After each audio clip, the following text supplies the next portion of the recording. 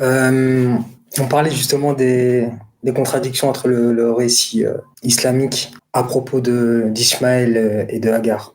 Quel est le problème? Bah, tu sais, finalement, je vais quand même faire un résumé très rapidement. Alors, t'avais affirmé quelques points qui nous a fait vraiment, enfin, ces points-là nous ont fait vraiment avancer. Par exemple, tu m'as dit, dans un premier temps, c'est vrai qu'Ismaël n'a pas d'alliance. Par contre, tu as dit qu'il était comme dans une salle d'attente. Tu as dit cela, t'as dit cela. Tu as dit quoi d'autre? Tu as dit, je t'avais demandé, est-ce que si Ismaël était purement monothéiste, mais néanmoins qu'il n'héritait pas de la terre d'Israël, est-ce qu'il pouvait être considéré dans l'alliance? Tu avais dit non. Et troisièmement, je t'avais demandé si la bénédiction dans Genèse 17-20 existe dans les récits islamiques et tu m'avais dit non. C'était les trois grands points que j'ai relevés. Et après, malheureusement, on n'avait pas le temps de terminer sur, comme je t'ai dit, c'est le récit entre Ismaël, est-ce qu'il était enfant quand il était chassé, est-ce qu'il avait 13 ans, etc. C'est la contradiction entre la Sunna et la Bible. Voilà, on avait fait ça. En fait, je voulais juste revenir, Inch'Allah, par rapport à ce qui a été dit. Je pense que les paroles, elles ont été légèrement tronquées parce que lorsque tu m'as dit si il y avait une bénédiction par rapport à Ismaël, alayhi salatu wassalam, dans le Coran, je t'ai dit que non. Pourquoi? C'est pour ça qu'il faut aller jusqu'au bout de ce que j'ai dit. J'ai pas dit dans le sens que ça n'existait pas. Je l'ai dit, je pense que tu pourras réécouter l'audio. Et dans l'audio, je l'ai dit, j'ai cité la sourate 2, verset numéro 129, la sourate 2, verset 151, la sourate 62, verset numéro 2, et j'avais cité la sourate 3, verset numéro 164. C'est pour ça que je t'avais dit que c'est pas parce qu'on ne retrouve pas à l'identique des choses qu'il y a dans la Bible, dans le Coran, que ça n'existe pas. C'est là où il va falloir qu'on fasse attention par rapport à ça. Ça, c'est sur le premier point, Inch'Allah. La deuxième des choses, et ça, c'est ce qu'on a toujours dit, ça ne pose absolument aucun problème. C'est pour ça que je te disais que le volet sur plusieurs étapes montrera dans le développement que tout ce que j'ai dit, tu le reverras et tout est préparé, tout est ficelé pour arriver au développement et au dénouement final, Inch'Allah, bihawlillah azza wa jal. Lorsqu'on a mentionné que Ismaïl, alayhi salatu wassalam, était dans une salle d'attente, ça ne pose absolument aucun problème. Au contraire, justement, ça ne fait que valider la prophétie de Mohammed, alayhi salatu wassalam. C'est pour ça que j'avais mentionné une chose aussi, et je regrette, Amhour, avec tout le respect que je te dois, c'est que tu es vu avec une conclusion qui est borgne, dans le sens où tu as sélectionné une partie de ce que j'ai dit en occultant volontairement ou pas une autre partie de ce que j'ai mentionné. J'avais déjà mentionné dans un premier temps que la première des choses qui doit être validée, c'est absolument pas la terre de Palestine. Absolument pas. Parce qu'en réalité, tu sais très bien qu'avant les Juifs, il y avait des gens qui étaient là et qui étaient des polythéistes et qui sont fait exterminer à cause de leur polythéisme. Donc, ce qui montre que justement, la clause ultime pour obtenir la terre de Palestine, c'est d'être monothéiste. Et c'est là où justement je te disais que la plus grande des choses, et c'est là où il y a une contradiction manifeste avec la Bible, c'est que toi tu as mentionné que non, en réalité, le monothéisme, tu disais qu'on ne peut pas vraiment faire une hiérarchie des commandements, qui est un non-sens absolu, qui est biblique et coranique, religieux et conscient. Il y a des clauses. C'est pour ça que je disais que pour moi, c'est pas l'obtention de la terre de Palestine, c'est pas ça le plus important. C'est quelque chose qui fait partie de l'alliance, et on le sait, alhamdoulilah, mais c'est pas ça la chose la plus importante. En fait, pour pas perdre de temps, est-ce qu'on a dit ça, est-ce qu'on n'a pas dit ça? Moi, je vais mettre un screen très rapidement. Ismaël, que la paix divine soit sur lui, il n'est pas dans l'alliance, c'est ça que je t'ai dit après. Je t'ai dit, c'est qu'en réalité, il n'y a pas de souci. Si tu me dis que Ismaël, dans un premier temps, l'alliance ne lui était pas donnée, je n'ai aucun problème. Par contre, ce que je te dis, c'est qu'elle lui sera donnée dans un second temps. C'est ça qu'il faut comprendre. Et c'est là où on va détailler, je t'expliquerai, je te donnerai mes arguments. Donc c'est ça que je te disais, frérot, je te disais que pour nous, dans un premier temps, de toute façon, ça c'est un fait établi, l'alliance a été prise avec les enfants d'Israël. Ismaël est, si tu veux, mis en attente, avec tout le respect que je dois à Ismaël, juste pour qu'on se comprenne, il est mis en attente, il y a des choses qui vont se mettre en place, et ensuite il récupérera sa part. C'est comme une forme de salle d'attente, si tu veux. C'est ça que j'ai dit, j'ai pas dit qu'il est exclu. Il est mis sur le côté temporairement. C'est pas l'exclusion définitive, quoi.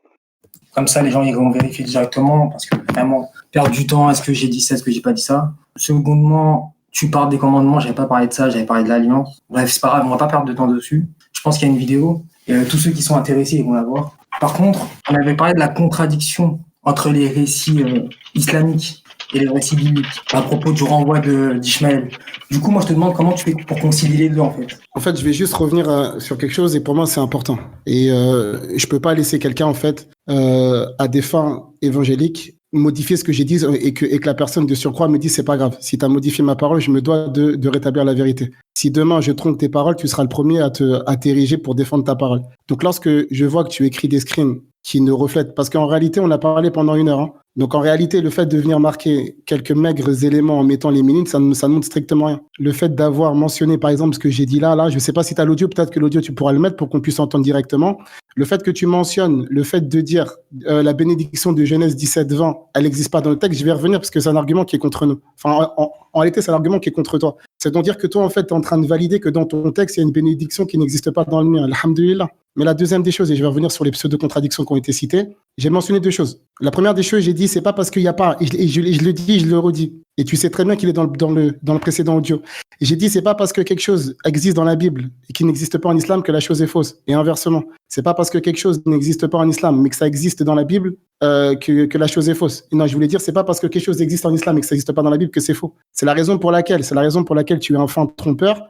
Hier, je t'ai mentionné quelque chose par rapport à Matthieu 23. Et également par rapport à la sourate 5, verset 72. 78, je t'ai mentionné comment les textes islamiques factorisaient les textes bibliques. Quand je dis factoriser, ça ne veut pas dire que les textes bibliques ne parlent pour rien, non. C'est que le texte coranique qui a une portée universelle va forcément factoriser des récits qui ont été évidemment beaucoup plus détaillés dans les textes de la Bible. Alhamdulillah, c'est une très grande richesse. Mais il faut faire attention à ce qu'on dit. Donc pour revenir sur ce que tu as mentionné tout à l'heure, tu as mentionné des contradictions. Alhamdulillah, c'était le point, il est vrai, sur lequel nous nous étions séparés la dernière fois, sur lequel nous devions revenir, Inch'Allah, même s'il y a d'autres points sur lesquels je reviendrai. J'avais mentionné, et ça c'est encore présent dans l'audio, j'ai dit que ça me pose absolument aucun problème que le texte biblique soit en contradiction avec le texte coranique. J'ai dit que ça me pose absolument aucun problème que le texte biblique soit en contradiction avec le texte coranique. Et ça n'échappe à, en fait, c'est pas une, comment dire, c'est pas un secret. On sait pertinemment, par exemple, si on parle de Genèse, que dans le texte de la Genèse, on nous dit nominativement que c'est Isaac, l'enfant du sacrifice. C'est écrit noir sur blanc. Dans le texte coranique, dans la sourate 37, le nom d'Isaac n'apparaît pas. Je vais m'arrêter, j'ai encore d'autres choses à dire, mais j'aimerais pouvoir partager le temps avec toi ce soir et te laisser répondre avec la permission d'Allah en te remerciant de m'avoir écouté. Ok, du coup, je te remets le tableau. Il y a une très très grosse contradiction en fait autour du récit, si tu veux, si on peut dire ça comme ça, historique, à propos du renvoi et du conflit entre Agar, Ishmaël, Sarah et Abraham. En fait, ce qu'il faut bien comprendre, dans votre sunna, dans vos hadiths, il est dit finalement que Ishmaël et Agar furent chassés lorsque Ishmaël allaitait au sein. Et ce qui est extrêmement intéressant, c'est que dans le récit, dans le hadith, qu'est-ce qu'il est dit? Il dit que, votre prophète dit, je vais mettre le screen rapidement. Et voici, elle a vu un ange de la place de Zamzam creusant la terre avec son talon jusqu'à que l'eau coule de cet endroit. Elle a commencé à faire quelque chose comme un bassin autour d'elle en utilisant sa main de cette manière et a commencé à remplir sa peau d'eau avec de l'eau avec ses mains, et etc., etc. Et après, regarde ce qui est extrêmement intéressant. Le prophète a ajouté qu'Allah accorde sa miséricorde à la mère d'Ishmaël si elle avait laissé le Zamzam couler sans essayer de le contrôler ou si elle n'avait pas pris de cette eau pour remplir sa peau d'eau. Zamzam aurait été un ruisseau coulant à la surface de la terre. Le prophète a ajouté, puis elle a bu de l'eau et a allaité son enfant. Tu comprends? En fait, là, qu'est-ce qu'on est en train de nous dire? On est en train de nous dire que lorsque le puits de Zamzam, qui est censé être le même puits que dans la Genèse, lorsque ce puits-là est creusé, elle continue à allaiter son enfant. Or que dans notre Bible, on sait que Ishmaël n'allaitait plus le sein. Pourquoi? Parce que Ishmaël fut chassé dans Genèse 21:8 lorsque Isaac fut sevré. Et nous savons que Ishmaël est né à 86 ans, quand Abraham a 86 ans, et lorsqu'Abraham atteint sa 99e année, lorsqu'il a 99 ans, à ce moment-là, Dieu lui fait une promesse. Il lui dit que l'année prochaine, je reviendrai vers toi et ta femme enfantera. Donc en gros, Ishmaël avait 14 ans lorsque Isaac est né, parce que Isaac est né lorsque Abraham a 100 ans. Tu comprends? Et ce qui est extrêmement intéressant, c'est que Ishmaël fut chassé lorsque Isaac fut sevré. Un sevrage, on sait que c'est 1 an ou 2 ans. Donc en gros, Ishmaël fut chassé, vers 16 ans à peu près. Donc en aucun cas, il allait au sein, tu vois. Là, c'est des contradictions comme ça qu'il y a. Donc c'est pour ça que je t'ai demandé la dernière fois, qu'est-ce que tu fais avec ces contradictions-là? Ok, merci. Je voulais juste savoir, dans la Bible, Ismaël, il est béni ou pas? Oui, bien sûr. Ok. Donc, en fait, j'ai deux choses à te dire. Et tu vas voir, alhamdoulilah, qu'avec tous les ailes que tu as, en réalité, le premier livre que tu vas annuler ce soir, c'est la Bible. Tu vas comprendre pourquoi. Parce qu'en réalité, si tu me parles de contradiction, et je vais juste revenir sur ce que tu as dit par rapport à Ismaël, et après, je vais venir sur le fait que, alhamdoulilah, je te remercie. Aujourd'hui, tu vas me montrer que la Bible n'est pas fiable. Alhamdoulilah, alléluia. Dieu soit loué, comme vous dites. Le fait de mentionner, par exemple, qu'il y a des contradictions, je te l'ai déjà dit à la base, alors moi, mais je vais te le dire, qu'on soit très clair, c'est le cadet de mes soucis. Alhamdoulilah, ce que tu as fait, c'est sympa. J'espère que tu n'as pas passé trop de temps parce que c'est pas vraiment utile. Qui te croient tous, c'est sympa, esthétiquement, c'est joli. Mais le fait de dire qu'il y a des contradictions entre le texte biblique et le texte coranique, tu sais que les enfants de 7 et 8 ans le savent. On n'est pas d'accord par rapport à l'enfant du sacrifice, on n'est pas d'accord par rapport au texte de Genèse 9 par rapport à Noé, on n'est pas d'accord par rapport au texte de Genèse 19 par rapport à Lot, on n'est pas d'accord par rapport au texte de 1 roi chapitre 11 par rapport à Salomon, quand on nous dit que Salomon est devenu polythéiste, Allah il a contredit ça dans la Sourate 2 verset 102, on n'est pas d'accord sur la crucifixion de Jésus, que la paix divine soit sur lui, on n'est pas d'accord sur le terme de fils de Dieu, on n'est pas d'accord sur la divinité de Jésus, on n'est pas d'accord sur la Trinité, on n'est pas d'accord sur la rédemption, on n'est pas d'accord par rapport au fait que la Bible soit inspirée par Dieu, on n'est pas d'accord par rapport à l'apostolat de Paul, on n'est pas d'accord par rapport au salut des nations. Donc en réalité, le fait de dire que la Bible et le Coran sont en opposition, mais c'est une base qu'on assume. On est les premiers à dire que la Bible a été falsifiée. Et je le redis ce soir, la Bible est falsifiée. Ok. Donc la première des choses, c'est absolument pas un souci en vérité. La deuxième des choses, c'est que ce qui a été important, c'est de mentionner le fait qu'il y a une contradiction. Le problème, c'est que dans ton texte, et c'est ça qui est trop fort, c'est que tu es le premier à dire qu'il y a une bénédiction qui concerne Ismaël dans la Bible qui n'existe pas dans l'islam, selon toi, et je vais y revenir. Donc, en réalité, le souci, c'est que, tu sais, c'est comme ce que Jésus l'a dit dans Matthieu 23, quand il parle aux pharisiens, il leur dit conducteur aveugle qui coulait le moucheron et qui avalait le chameau. Conducteur aveugle qui coulait le moucheron et qui avalait le chameau. En réalité, les grandes preuves de la prophétie de Mohammed, alayhi salatu wassalam, tu fais semblant de ne pas les avoir vues, qu'il y a une grande nation qui doit venir, les conditions, les clauses de l'alliance que les musulmans portent amplement plus que les chrétiens, et on y viendra en temps voulu, le fait qu'il y a une bénédiction par rapport à Ismaël, que Ismaël est dans l'alliance, et c'est ce que je voulais te dire ce soir. Et en fait, ça, tu le mets sur le côté et tu dis, ouais, mais il y a une contradiction entre les deux textes. Donc finalement, une contradiction qui n'a absolument pas la moindre incidence, tu vas la prendre en considération. Mais le fait de dire que Ismaël est béni et que il deviendrait une grande nation, et il va falloir voir, ça, on n'en parle toujours pas. Et c'est pour ça que je te disais qu'il fallait revenir sur les clauses. La troisième des choses, c'est ce qui est intéressant, je vais atterrir sur ça, c'est les contradictions que tu mentionnes. Si tu regardes, par exemple, dans l'arrivée de Jérusalem, enfin, l'arrivée de Jésus à Jérusalem, il y a une contradiction, et tous les commentaires bibliques, ils le disent. Entre le texte de Matthieu 11 et le texte de Jean 2, la même chose par rapport à la crucifixion de Jésus qui contient un bon nombre de contradictions. Je ne parlerai même pas de l'apostolat de Paul qui est le comble des contradictions. Donc si jamais tu parles de contradictions entre la Bible et le Coran, le premier texte, entre guillemets, qui se contredit, c'est la Bible. Donc si jamais tu veux annuler l'islam pour des contradictions, il faudra de surcroît annuler la Bible. C'est ça le problème, Ismaël, vraiment. Je suis désolé, mais là, regarde, on a 45 minutes et tu veux nous faire perdre du temps. Ma question, elle est simple. Qu'est-ce que tu fais avec ces contradictions-là? Je sais que tu meurs d'envie. Ça coupe. Je suis en train de couper là? Ouais, ça coupe. Je n'ai absolument pas entendu ce que tu as dit. Moi. Donc voilà ce que je te disais. Je suis désolé, mais là, tu nous fais perdre du temps, en fait. C'est-à-dire que tu parles de plein de choses, d'accord, mais tu ne réponds pas à ma question. Ma question, elle est simple. Qu'est-ce que tu fais avec ces contradictions-là? Je sais que tu meurs d'envie de parler de Jésus, de parler du Nouveau Testament, mais le sujet de ce soir, c'est quoi? Est-ce que l'islam est légitime? Donc pourquoi tu me parles de Jésus encore? Non, parle-moi de ton texte. Parle-moi de ces contradictions-là. Ne fuis pas. Réponds. Qu'est-ce que tu fais avec ces contradictions? Je viens de te dire, tu sais, je te sens entendu, c'est normal, il n'y a pas de souci. Les contradictions, là, ton petit tableau, déjà à la base, le tableau que tu as fait, il existe depuis des années. C'est la raison pour laquelle je suis très simple. Ça, c'est un petit tableau que tu as pompé sur Internet qui existe depuis 2014-2015 environ. C'est la raison pour laquelle je te dis, pour quelqu'un qui a pompé un travail qui existe sur Internet, je te trouve très prétentieux. Ça, c'est je fuis pas, je reviens sur ce que je t'ai dit. Ce que je te disais, c'est très simple. Cette contradiction, elle n'influe en aucun cas sur la réalisation de la promesse. En aucun cas. Ismaël est béni, c'est un fait établi. Tu pourras creuser autant que tu veux. Ça ne change pas qu'il y a une bénédiction. Tu es le premier à le dire. Parce que si je regarde là ton petit tableau qui a été copié sur Internet, dans le texte, il y a écrit, et regardez bien, il dit, contradiction sur la bénédiction faite à Ismaël. Sahih al-Bukhari, hadith 3364. Le récit islamique ne fait aucune mention d'une quelconque bénédiction à l'égard d'Ismaël, telle qu'elle a été décrite dans la Bible. Et il dit, récit biblique, Ismaël est béni par Dieu. Deuxième cadre, Ismaël reçoit sa bénédiction. Donc, en réalité, dans les deux problèmes, par deux fois, il dit qu'Ismaël est béni. Donc, tu veux mettre sur le côté le fait qu'Ismaël est béni et tu veux venir sur des contradictions bénignes. Reviens sur la chose importante, c'est la bénédiction d'Ismaël. Ismaël, il est béni, alayhi salatu wassalam. Il a été circoncis dans la maison d'Abraham. Son père, c'est le patriarche par excellence. Et Ismaël, il est béni, il y a une grande nation qui doit venir. Cette grande nation, c'est la relation de l'islam avec l'avènement et l'essor du prophète Mohammed sallallahu alayhi wa sallam en terre d'Arabie. À partir de ce moment-là, c'est terminé. Pour moi, on ne peut pas aller voir plus loin. C'est vrai, c'est intéressant ce que tu as dit, mais pour moi, c'est une contradiction bénigne qui n'enlève pas la bénédiction. Revenons sur le thème principal. Le thème principal, c'est la bénédiction qui a été donnée à Ismaël. Comment toi, t'expliques ça? Ismaël béni? Oui, tu l'as mis dans ton tableau. La bénédiction, c'est quoi? D'accord. Merci. En fait, le problème, c'est quoi? C'est que tu vois, il y a une contradiction, tu es face à une aporie, et finalement, tu peux rien faire. Tu peux absolument rien faire. Donc, tout ce que tu veux dire, c'est que cette contradiction, elle est bénigne. Non, elle n'est pas bénigne. Pourquoi? Je vais te dire pourquoi. Parce que Ishmaël vivait dans la maison d'Abraham jusqu'à ses 13 ans. Pourquoi jusqu'à ses 13 ans? À ses 13 ans, il fut circoncis, c'est ce qui est extrêmement, extrêmement important. Vous, il est chassé lorsqu'il est bébé et il atteint sa puberté dans le désert. J'ai des textes qui le montrent. Regarde, je vais t'en mettre un autre. Regarde ce qui est marqué. La mère d'Ismaël était satisfaite de toute la situation car elle aimait profiter de la compagnie des gens. Alors c'est le prophète qui parle, vos prophètes à vous. Alors ils se sont installés là et plus tard ils ont envoyé chercher leurs familles qui sont venues s'installer avec eux, de sorte que certaines familles sont devenues des résidents permanents. Ishmaël a grandi, a appris l'arabe d'eux et ses vertus les a amenés à l'aimer et à l'admirer en grandissant. Et quand il a atteint l'âge de la puberté, ils l'ont fait épouser une femme parmi eux. Autrement dit, Ishmaël avait quitté la maison d'Abraham depuis qu'il était bébé, depuis qu'il allaitait, dans le récit islamique.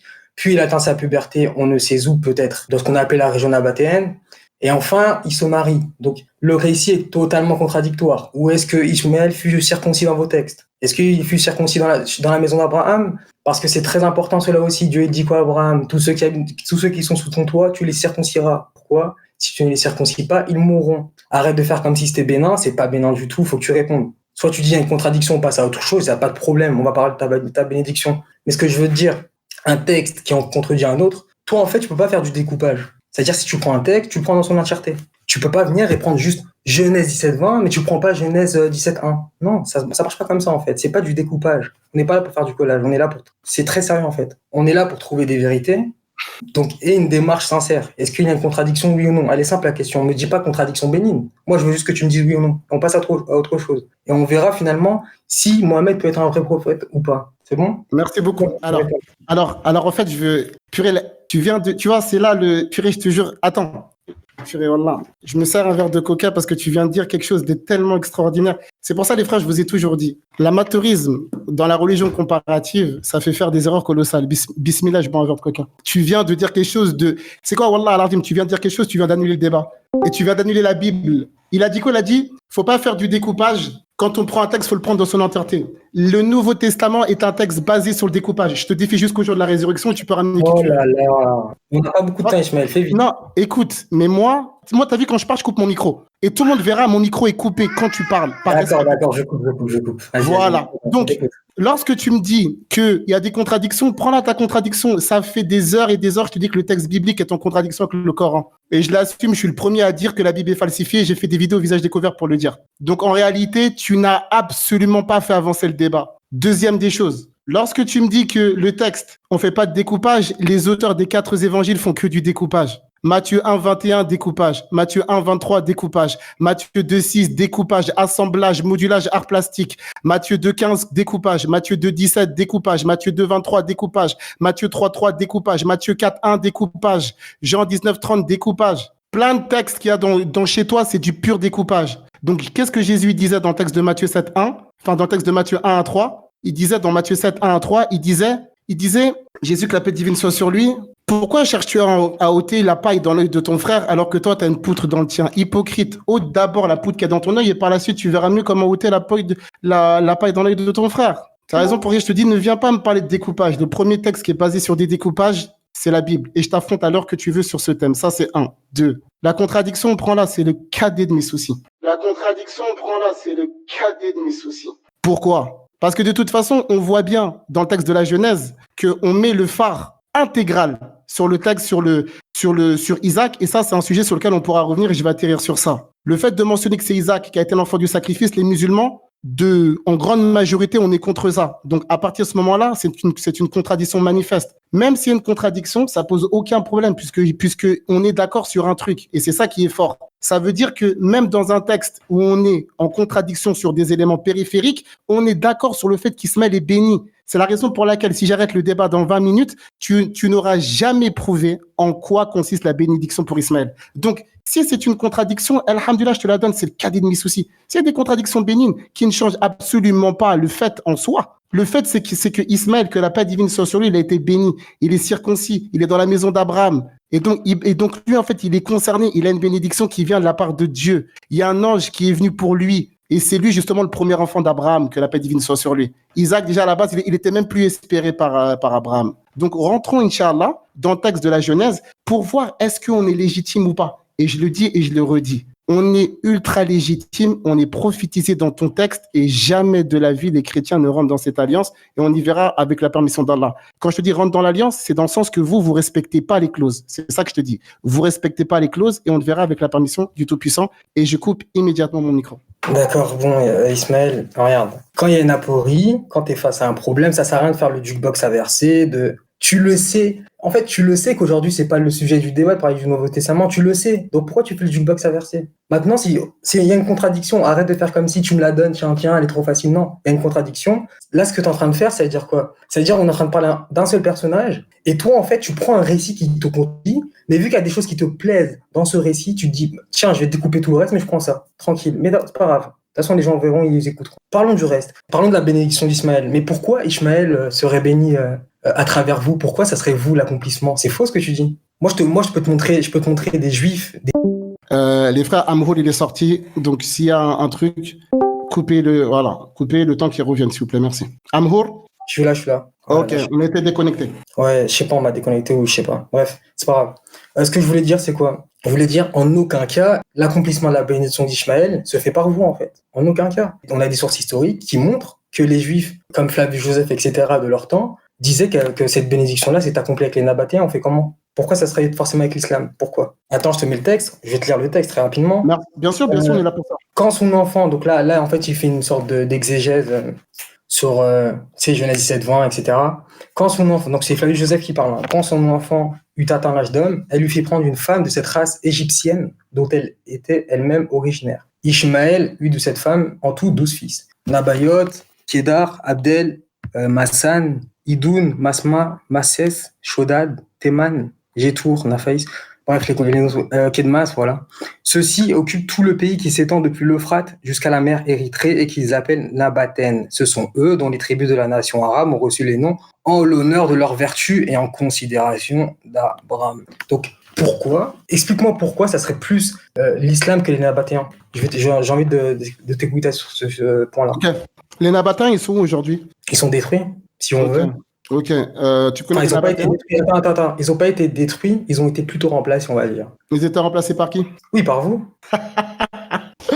Allahu Akbar. Regarde bien ce que je vais te dire. Là, en fait, ici, c'est simple. Les enfants d'Israël, ils avaient un texte mère, maîtresse, loi absolue, suivi scrupuleusement sous peine de mort sur certains textes, avec des règles, des lois. Les enfants d'Israël, ils avaient un temple, ils avaient un prophète mère, ils avaient des lignes directrices, un code de conduite, une éthique, une morale, des lois juridiques, pénales, budgétaires, sociétales, maritales, etc., religieuses. Les enfants d'Israël, tu le sais très bien, dans le texte de la Torah, il y a des conditions. C'est pour ça que la dernière fois, je t'ai cité la sourate 5. La sourate 5, verset 12, il y a d'autres passages dans le Coran, comme la sourate 7, entre autres. Et les enfants d'Israël, ils ont fait n'importe quoi. Je parle pas pour tout le monde, hein, bien sûr. Parce que même Allah, dans le Coran, il explique dans la sourate 5, verset 65 et 66 de mémoire, et dans la sourate 32, verset numéro 23, que, alhamdoulilah, parmi les enfants d'Israël, il y a des gens qui ont été corrects. Et c'est quelque chose qui va être repris dans le texte du Coran, dans la sourate 2, verset 62, la sourate 5, verset 69 et la sourate 22, 17. Les enfants d'Israël, ils ont tellement fait n'importe quoi. Ils ont été pulvérisés à de nombreuses reprises, déportés, asservis, esclavagés, etc., réduits plus bactères. Et on le voit encore aujourd'hui. Ils sont 13 millions,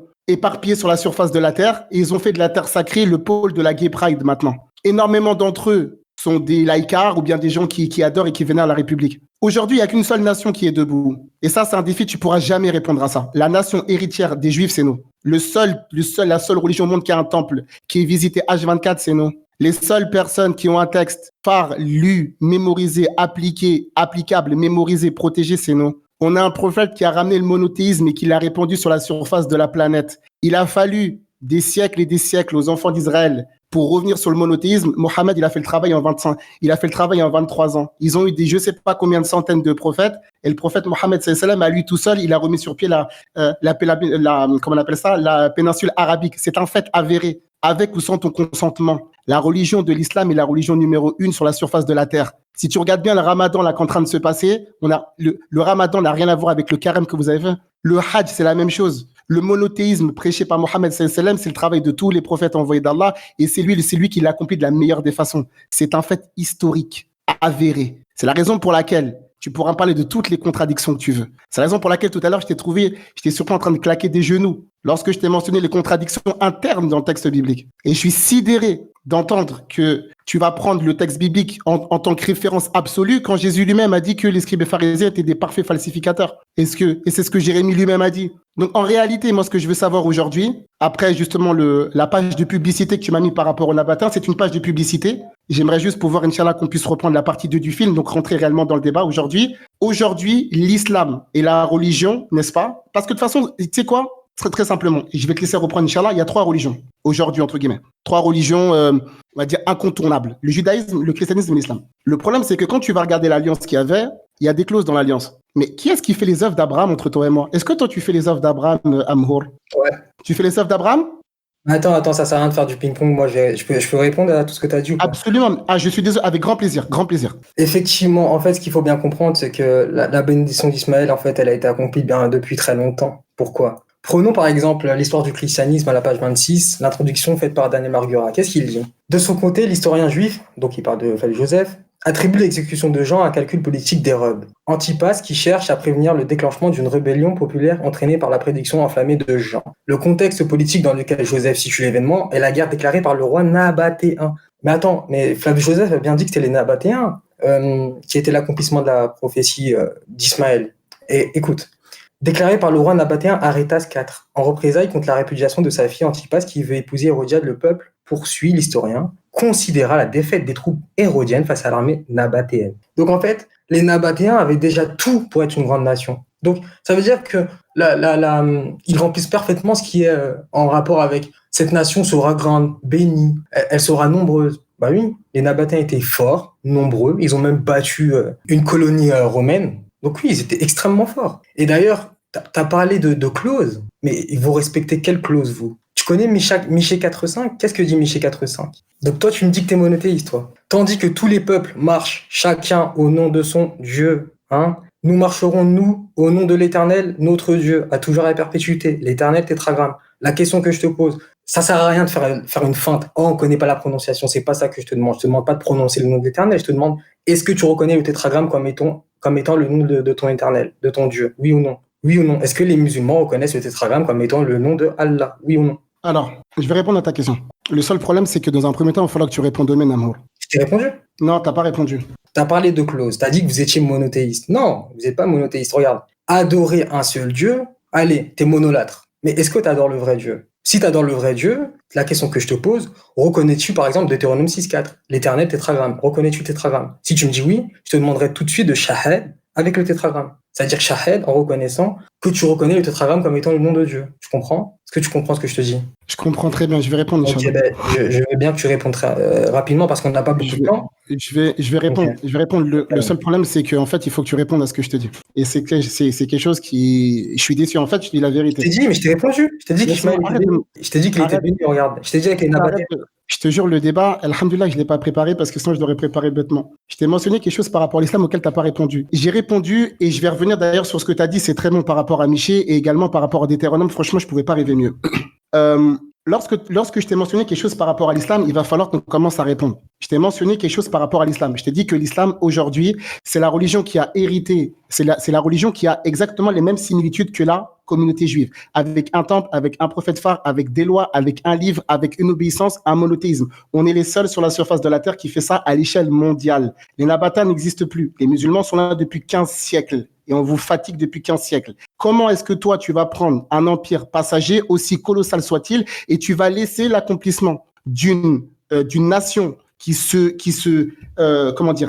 réclame, comme je t'ai dit tout à l'heure, qui se réclame abrahamique, et que toi, tu vas me prendre les Nabatéens. C'était sur ça, en fait, le débat. C'est pour ça que je t'ai demandé, parce que toi, tu poses des questions sans répondre aux miennes. C'est ça qui est sidérant. Je t'avais posé une question avant toi, et je vais revenir sur le tétragramme avec la permission du Très-Haut. Je t'ai dit que nous, on faisait les œuvres abrahamiques. Et qu'en fait, en réalité, entre toi et moi, toi qui es chrétien, moi qui suis musulman, on se réclame tous les deux d'un héritage, on va dire, religieux abrahamique. Mais moi, je te le dis aujourd'hui et tu le sais très bien. En réalité, qu'est-ce que vous faites de la religion abrahamique et de l'héritage d'Abraham? La circoncision, vous ne l'avez même pas. Ni le monothéisme, ni la circoncision. Aujourd'hui, subhanallah, si tu regardes bien, ceux qui vont reprendre justement des éléments fondamentaux sur lesquels réellement l'alliance avait été basée, mais vous êtes déjà chassés. Dans le monothéisme, vous êtes polythéistes, les chrétiens. Ça veut dire qu'en réalité, quand on va venir sur le tétragramme sur lequel on va définir la notion avec la permission d'Allah dans la phase 2, il faut d'abord, et c'est ça que je t'ai dit, c'est qu'en réalité, ce qu'il faut savoir, c'est que cette nation-là, elle a des caractéristiques. Et cette caractéristique-là, aujourd'hui, c'est nous qui les avons. C'est un défi jusqu'au jour du jugement dernier. Et je vais revenir, je m'engage devant tout le monde, à revenir sur la question qui a été posée par notre interlocuteur du soir, à condition que lui, dans un premier temps, réponde à ce que j'ai posé. Merci infiniment. Alors, en fait, tu inventes des clauses. Montre-moi où Dieu dit, écoute, Ishmaël sera monothéiste, engendrera une nation monothéiste, ou je ne sais quoi. Il dit pas ça. Il dit juste que Ishmaël sera une nation nombreuse. Ishmaël aura une grande postérité. Il engendrera 12 rois. Et c'est pour ça que Flavius Joseph a dit qu'effectivement, sa prophétie, sa bénédiction, s'est accomplie avec les Nabatéens. C'est tout. Pourquoi tu me parles de monothéisme? Et en plus, si on creuse, vous n'êtes pas monothéiste. Si on parle de la définition biblique du monothéisme, vous n'êtes pas monothéisme. Michée 4.5 vous jette à la poubelle. Je suis désolé de le dire comme ça. Michée 4.5 vous jette à la poubelle. Quel est le nom de ton Dieu? Est-ce que le tétragramme est le nom de ton Dieu? Je vais arriver. J'arrive. T'as juste pas répondu à ma question. T'as pas répondu à ma question. Je t'ai demandé. Écoute bien la question auquel t'as jamais répondu. La question, la voici. Je vais la reposer pour que pour tous les auditeurs et pour toutes les personnes à qui tu vas faire écouter le débat en disant j'ai débattu avec Ismaël, entendre la question. Est-ce que toi là, en tant que chrétien, t'appliques les œuvres d'Abraham? Quelles œuvres? T'es circoncis? Je suis circoncis alors. Ouais, je suis circoncis. Mais attends. D'accord. Attends. Là, regarde. En fait, c'est ça. C'est vraiment ça qui est éreintant, très fatigant. Le sujet d'aujourd'hui, c'est quoi? Est-ce que c'est la légitimité du christianisme ou la légitimité de l'islam? En fait, c'est le problème quand on discute avec toi. Il faut à chaque fois te rattraper, t'accrocher et te faire revenir à ta place. Parce que tu t'évades trop. Parle de la légitimité de l'islam. Arrête de me parler du christianisme. Ça sert à rien de faire le jukebox inversé. Ça sert à rien de partir dans tous les sens. Là, on perd trop de temps. On perd 5 minutes parce qu'à chaque fois, tu pars et moi, je dois te rattraper et te dire non, c'est pas ça le sujet. Lorsqu'on revient sur Genèse 17.1, dans le texte de Genèse 17.1, déjà à la base, Dieu il se présente comme étant le Dieu tout-puissant, pas le Dieu fait homme qui vient pour mourir nu sur une croix. La deuxième des choses, l'alliance qui a été prise avec Ismaël, alayhi salatu wassalam, forcément que elle sera bâtie sur un monothéisme. Est-ce que le fait d'être monothéiste, et ça c'est important, tout le monde doit l'entendre, est-ce que le fait d'être monothéiste prouve que la personne est dans la vérité? Absolument pas. Jamais de la vie. C'est une clause. C'est pas parce que tu es monothéiste que tu es dans la vérité. Tu peux être monothéiste et adorer, je sais pas, et plutôt suivre un prophète bizarre, même s'il appelle au monothéisme, mais qui t'appelle à autre chose que les véritables prophètes. Mais maintenant, c'est ça que je te disais. Pourquoi maintenant je reviens sur les chrétiens? Parce que je sais que toi, et c'est ce que tu vas vouloir prouver, tu vas dire que vous êtes, entre guillemets, héritier de la promesse, qui est une infamie totale. Et on y reviendra en temps voulu. 3. Est-ce que les musulmans sont monothéistes? Et c'est la question auquel je m'étais engagé à répondre, c'est ce que je vais faire tout de suite. Est-ce que les musulmans sont monothéistes? Quand tu me dis non, c'est sidérant.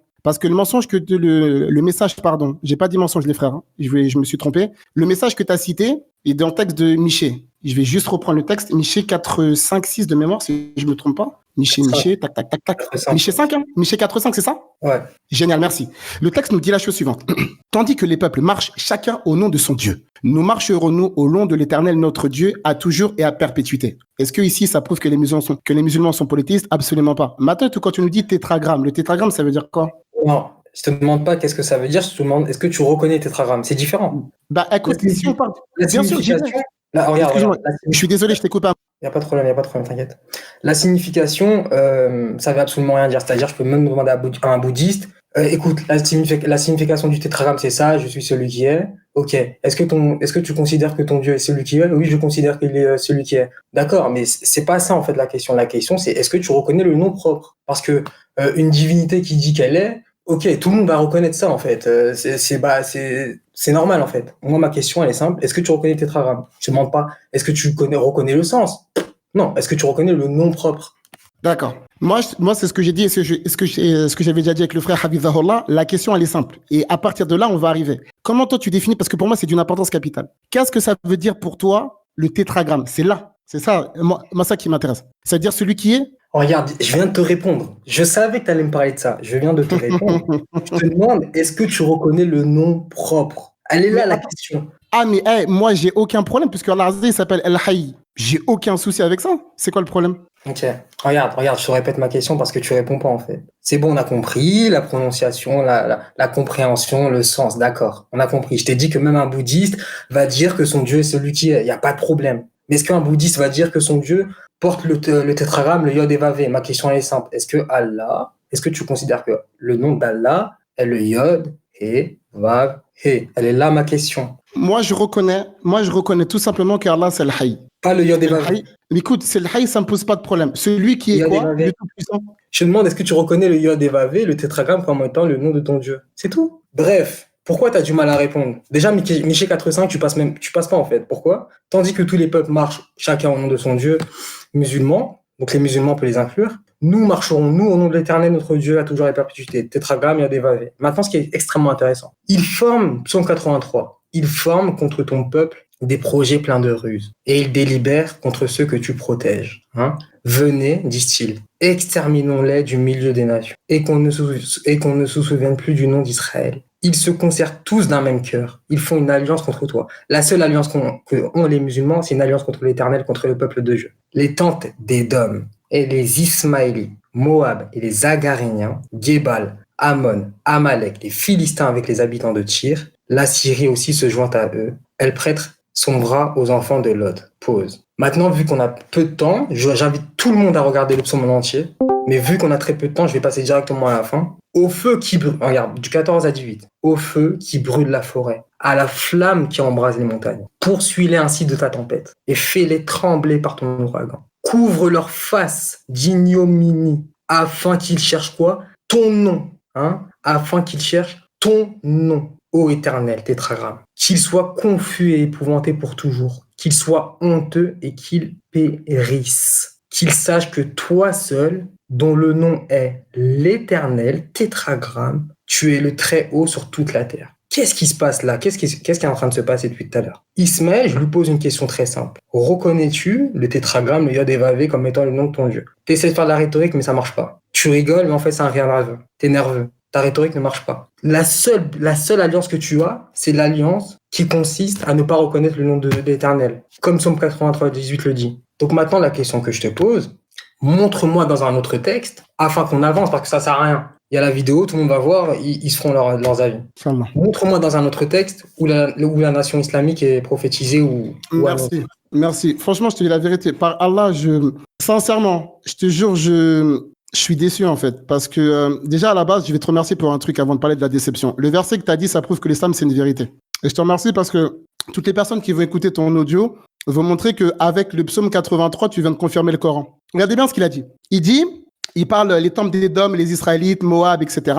Il dit qu'en réalité, ces gens-là, qui se souviennent plus du nom, etc., ils se concertent tous d'un même cœur, ils font une alliance contre toi. Attends, Mati. Il dit, ils se concertent tous d'un même cœur, ils font une alliance contre toi. Et ensuite, qu'est-ce qu'il dit? Au feu qui brûle la forêt, à la flamme qui embrasse les montagnes, poursuis-les ainsi de ta tempête et fais-les trembler par ton ouragan. Couvre leur face d'ignominie afin qu'ils cherchent ton nom. Écoutez bien, écoutez très bien. Afin qu'ils cherchent ton nom, ô Éternel. Qu'ils soient confus et épouvantés pour toujours, qu'ils soient honteux, qu'ils périssent, qu'ils sachent que, écoutez bien les frères, qu'ils sachent que toi seul, dont le nom est l'Éternel, tu es le Très-Haut sur toute la terre. Donc en réalité, il essaie de nous dire que les Ismaélites, ils se sont rebellés contre Dieu et qu'en fait, il fallait qu'ils sachent le nom de Dieu. Écoutez bien, c'est pour ça que je te remercie. Alhamdulillah, tu viens de confirmer que l'islam est vérité.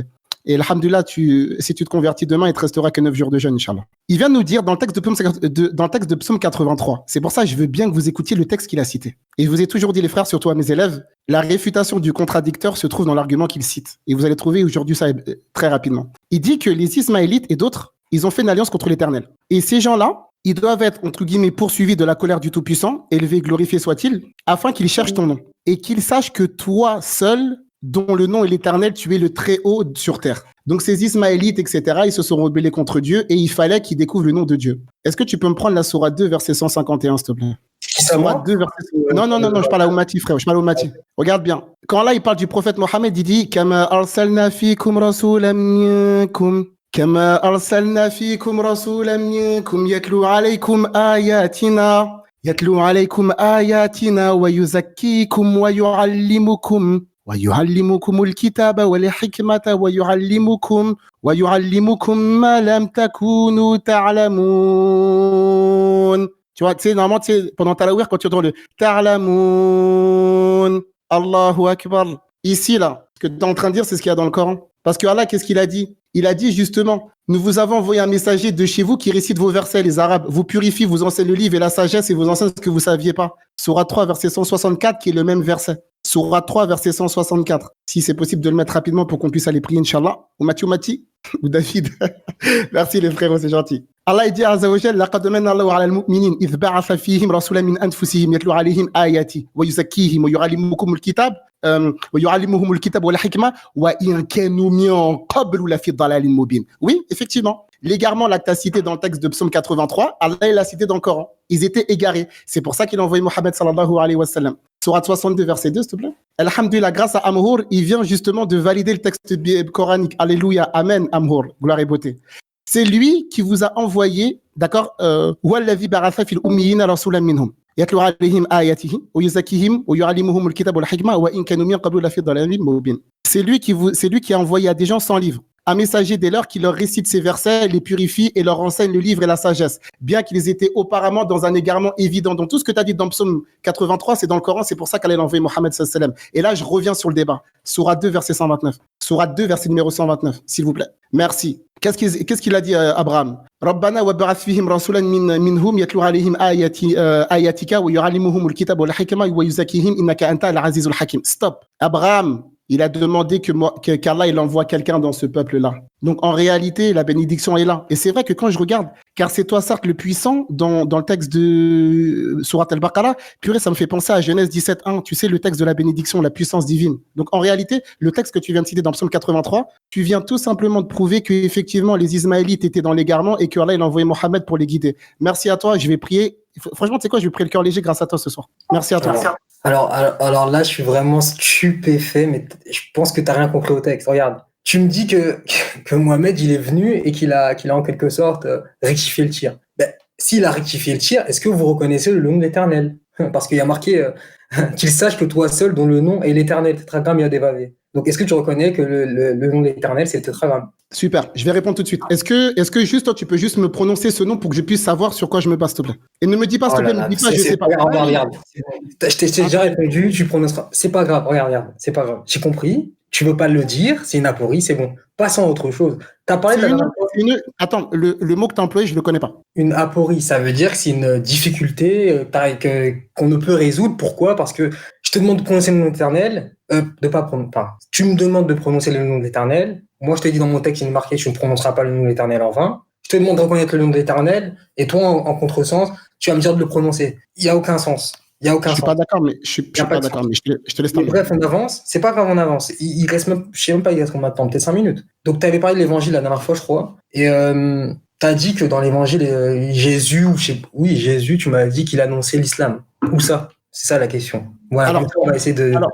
Regarde, moi, ce que je te propose, frérot, parce que là, il nous reste 5 minutes, moi, je te dis, alors, je te donne mon argument. Je te donne mon argument pour que tu puisses savoir. Mon argument, c'est, en fait, moi, j'ai 2 arguments, si tu veux. J'ai 2 arguments majeurs sur lesquels je me base. Je te les donne les 2. Le premier argument, pour moi, c'est la parabole des vignerons. Mais là, on pourra pas le détailler, parce qu'en 5 minutes, ça serait manquer de respect au texte de le faire en 5 minutes. Premier argument, la parabole des vignerons. Ensuite, le paraclet. Ça, c'est les éléments sur lesquels nous, on se base, les musulmans, d'autant, surtout le collectif Al-Hanifiyya. Parce que je sais Karim Al-Hanifi, il est pas trop de l'avis du paraclet. Mais nous, en tout cas, dans le collectif, on se base sur 2 arguments majeurs. Le premier, c'est la parabole des vignerons de Matthieu 21, que tu connais très bien. Et le deuxième, c'est le paraclet, dans le texte de Jean 14, 15, 16, que tu connais. Je vais pas l'ouvrir tout de suite, je te donne juste l'argument pour que tu puisses le connaître. Et je vais pas l'ouvrir parce qu'il nous reste 5 minutes. Et pour moi, ça serait pas respecter le texte que de traiter ça en 5 minutes. C'est ça nos arguments, où Jésus, que la paix divine soit sur lui, il le dit. Par contre, après je vais revenir sur ce que tu as dit après, par contre, et ça, il faudra qu'on soit d'accord sur ça. Pour moi, ce thème-là, il y a 2 thèmes. Alors après, je ne sais pas ce que toi t'en penses, je te donne juste ma position sur 15 secondes. Ma position, c'est que le thème de l'annonce de l'annonce du prophète Mohammed sallallahu alayhi wa sallam, d'après les paroles de Jésus, il est allié avec un autre passage. Ce passage-là, c'est est-ce que Jésus, que la paix divine soit sur lui, a-t-il été oui ou non envoyé à toutes les nations? Ça, c'est le premier sujet. Et moi, personnellement, je me base sur cette chose-là pour te dire que, parce que moi, c'est pas ma position, et c'est pas la position de beaucoup de frères d'ailleurs, que par rapport à ça, derrière, il y a un autre prophète qui doit venir. C'est pour ça que je te dis qu'il y a parabole des vignerons et paraclet. Ça, c'est les éléments qu'on a. On peut pas les traiter en 4 minutes, ça sera un manque de respect. Au moins, je t'ai donné mon argument et on pourra revenir. Après, nous, on n'est pas, si tu veux, il y a d'autres éléments qui ont été cités par d'autres groupes. Nous, c'est pas notre position. D'accord? Il y a d'autres passages qui ont été cités, comme par exemple Ésaïe 29 ou d'autres textes. Nous, c'est pas notre position, on n'est pas trop d'accord avec ça. Bref, au moins, tu le sais. Ce que je te disais, c'est que là, on vient de commencer, pour moi, on vient de commencer juste la prophétie d'Ismaël, que la paix divine soit sur lui, c'est qu'il y a des choses que je t'ai mentionnées. Je t'ai mentionné le fait qu'il y a une alliance. Et peut-être que tu as oublié, peut-être, je dis bien, peut-être que tu as oublié très certainement. La première fois qu'on a parlé, je t'avais dit, écoute, Amhour, il faut qu'on arrive à définir les clauses de l'alliance. Quelles sont les clauses de l'alliance? Tu m'avais parlé de l'obtention de la terre, moi je t'avais parlé du monothéisme, et la circoncision, il y a beaucoup de choses. Il fallait voir est-ce que Ismaël y répond à ça, on y viendra. Le deuxième point sur lequel on n'a pas travaillé aujourd'hui, on y viendra dans le volet 3, c'est l'alliance qui a été prise avec Isaac. Parce que rappelle-toi de ce que je t'avais dit que moi, et ça c'est la position de tout mon groupe, on dit que l'alliance prise avec Isaac, que la paix divine soit sur lui, c'est une alliance dans un premier temps. On n'a aucun problème. Ça, c'est un truc clair, il n'y a pas de souci. Pourquoi j'ai mentionné ce que tu as très bien résumé tout à l'heure en disant, j'ai parlé de salle d'attente, dans le sens où Ismaël fait partie de la maison d'Abraham, il a des promesses, des bénédictions, etc., tout ça. Mais dans un premier temps, l'héritage, si tu veux, même si j'ai d'énormes réserves sur ça, on pourra en parler si t'es intéressé, c'est avec Isaac que la paix divine soit. Le problème, c'est que les enfants d'Israël, à maintes et maintes reprises, ils vont transgresser les ordres de Dieu. Ce qui va nous amener, nous, en tant que musulmans, à dire que,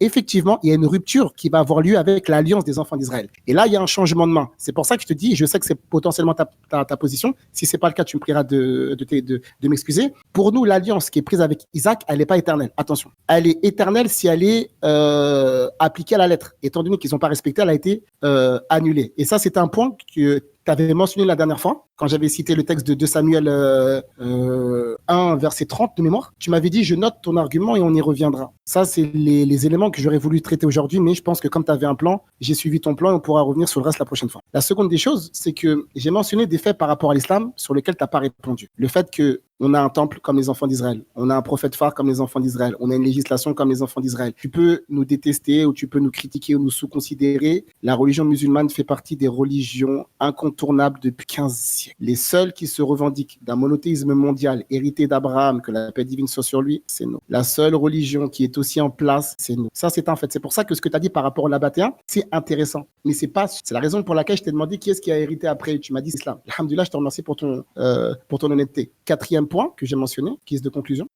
Quatrième point que j'ai mentionné, c'est qu'on n'a malheureusement pas suffisamment parlé de la bénédiction d'Ismaël. Tu m'as mentionné des contradictions, absolument pas, contradictions bibliques et coraniques très connues partout. J'ai mentionné Genèse 22. Le texte de Genèse 22, il dit que effectivement c'est Isaac l'enfant du sacrifice, alors que nous on dit non. Alors à partir du moment où je te dis que c'est pas Isaac, forcément il y a une falsification. Ça coule de source et c'est ce que j'ai dit tout à l'heure. J'ai dit aussi qu'il y a des faits qui sont rapportés dans la Bible, pas dans le Coran. Ça ne veut pas dire que la Bible ment. Il y a des choses qui existent dans le Coran, pas dans la Bible. Ça ne veut pas dire que le Coran ment. C'est pour ça que je te disais quoi? Que dans le Coran, il y a des choses qui ont été réduites par rapport au texte biblique qui est beaucoup plus long, qui est beaucoup plus détaillé sur certains points qui ne sont pas forcément nécessaires. Maintenant, lorsque tu m'as dit que les musulmans sont polythéistes, je pense qu'il y a des frères ici qui ont dû tomber de leur chaise et je vous invite à aller refaire les ablutions, les grandes ablutions pour ceux qui sont tombés dans les vapes. Et tu m'as dit en fait par rapport au tétragramme, je t'ai demandé de prononcer le nom, tu m'as dit qu'il ne fallait pas le faire alors qu'il n'y a pas dit qu'on ne doit pas le prononcer de manière absolue, il ne faut pas le prononcer en vain. Il faudrait encore voir la compréhension que toi tu as et la compréhension que moi j'ai pour entrer dans le volet 3. Mais tu es dans l'incapacité la plus totale de prononcer le nom. À partir du moment où tu ne peux pas prononcer le nom, il y a la signification de dire qu'il ne coulera pas. Moi, en tout guillemets, ce nom-là, pour moi, c'est une hypothèse. C'est pour ça que c'est une hypothèse. Mais maintenant, comment ça s'appelle? Le sens est bon. Wa alaykoum salam wa rahmatullahi wa barakatuh. Le sens est correct. Pour nous, Al-Hayy, le vivant qui revient dans plusieurs passages du Coran, il est. Le fait qu'Allah est, ça existe. Le fait qu'Allah est quoi? Si tu peux me prendre pour terminer, s'il vous plaît, pour que je puisse laisser Amroul finir. La sourate 59, verset numéro, excusez-moi les frères, c'est verset numéro 18 à 21 peut-être. Sourate 59, verset 18 à 21 peut-être. Non, verset 22, 23 peut-être. 22, 23 les frérots. 59, 22, 23. Voilà. Huwallahu alladhi la ilaha illahu, alimul ghaibi wa shahada, huwal rahmanur rahim. Huwallahu alladhi la ilaha illahu, الملك القدوس السلام المؤمن المهيمن العزيز الجبار المتكبر سبحان الله عما يشركون. Allah dit c'est lui Allah, nulle divinité digne d'être adorée en dehors de lui, le connaisseur de l'invisible comme de ce qui est visible. C'est lui le tout miséricordieux, le très miséricordieux. C'est lui Allah, nulle divinité qui est digne d'être adorée en dehors de lui, le souverain, le pur, l'apaisant, le rassurant, le prédominant, le tout-puissant, le contraignant, l'orgueilleux. Gloire à Allah, il transcende tout ce qui lui associe. Ça, c'est des choses sur lesquelles on est tous d'accord. Juste pour les non-arabophones, il y a des erreurs particulière par rapport à la traduction. Par rapport aux noms, il y a des noms qui sont mal traduits. C'est pas le sujet, mais je vous le dis à titre d'exemple. Donc, les autres points qui avaient été mentionnés par Amhour, Hadayallah, qu'Allah le guide ainsi que toutes les personnes de sa famille, quels étaient les autres points qui avaient été par Amhour? Voilà, donc c'était par rapport à ça, et aussi par rapport au texte de Psaume 83. Le Psaume 83, qui mentionne l'égarement de non, j'arrive, je sais, juge, je clôture, et de toute façon, Amour, il récupérera aucune injustice ce soir, Inch'Allah. Quand il a cité le psaume 83 pour montrer l'égarement des Ismaélites, je lui dis, Alhamdulillah, on n'a aucun problème à dire que les Ismaélites étaient des égarés et que justement, Mohammed Sassam, il est venu pour les guider dans la voie de droiture. Amour, je te remercie de m'avoir écouté et je te laisse pour la conclusion. Ouais, je conclure très rapidement parce que je sais que vous êtes occupé, vous devez partir. De toute façon, moi aussi, demain, je commence tout. Concernant la bénédiction d'Ismaël, je t'ai répondu. Je t'ai dit qu'en fait, cette bénédiction, selon l'historien Flavius Joseph, qui est aussi un pharisien, il se dit lui-même pharisien, il dit qu'elle s'est pleinement accomplie avec les Nabatéens. Pourquoi? Parce que dans l'esprit de tout le monde, c'est-à-dire que tous ceux qui lisent correctement le texte savent que dans la bénédiction d'Ismaël, on ne parle pas d'une alliance religieuse avec Dieu. On ne parle pas d'un comportement droit. On parle d'une bénédiction de nombre, d'une bénédiction démographique. Ça, c'est un point. Le deuxième point, tu as parlé de psaume 83 à la fin. Non, en fait, Mohamed, je suis désolé d'être vulgaire, mais votre prophète, finalement, n'est pas venu vous diriger parce que je t'ai demandé 3 fois est-ce que tu reconnais le tétragramme Yod-Hé-Vav-Hé comme étant le nom de ton Dieu, tu n'as pas su répondre, tu vois. Donc non, et le psaume, ce qu'il faut bien comprendre, le psaume, en fait, il dit que la faste, en gros, il dit que les Ismaélites, donc ceux qui descendent d'Ismaël, ceux qui se revendiquent d'Ismaël, etc., tant que ceux-là ne reconnaissent pas le nom de Dieu, ils sont maudits en fait. C'est-à-dire qu'ils sont poursuivis par la tempête, par la destruction, etc., etc., etc. Après, comme tu as dit, on n'a pas eu assez de temps pour développer d'autres points, notamment l'alliance inconditionnelle ou conditionnelle, etc. C'est pas grave. Je pense qu'on aura le temps plus tard. En tout cas, je vous souhaite la guider, et moi aussi, que le Seigneur nous guide tous. Et ouais, merci. Merci de nous donner ce temps. Parce que je sais que vous êtes chargé avec vos élèves, comme toi-même tu l'as dit. Donc, je vous remercie pour ce temps, etc. Donc, merci et à la prochaine fois. Donc, alhamdulillah, merci à tous d'avoir suivi. Donc, on s'arrête pendant 2 semaines à peu près, le temps de terminer Ramadan et de faire les jours de fête, pour se remettre dans le bain. On reprendra. J'ai noté les points, d'accord? Comme ça, on est en toute clairvoyance. Premier point qui a été mentionné, la nation héritière, c'est les Nabatéens. Deuxième point, le psaume 83, le nom de l'Éternel qui pose problème. C'est ce que je vais corriger immédiatement. Et donc ça, comme ça, vous pourrez noter, Inch'Allah. Et puis comme ça, on retirera, tout le monde sera d'accord sur ça. Et ensuite, à traiter l'alliance et les conditions. L'alliance et les conditions. Et puis aussi, 4e point qui a été mentionné ce soir, c'est les annonces de Jésus sur l'islam. Voilà.